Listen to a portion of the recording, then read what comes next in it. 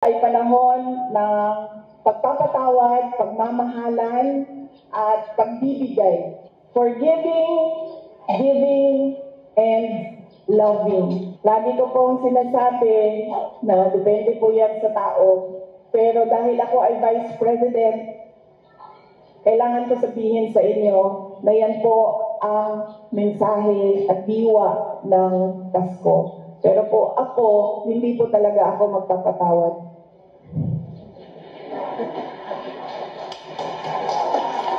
Ang Pasko po ay panahon ng pagpapatawad, pagmamahalan, at pagbibigay. Forgiving, giving, and loving. Lagi ko pong sinasabi na depende po yan sa tao.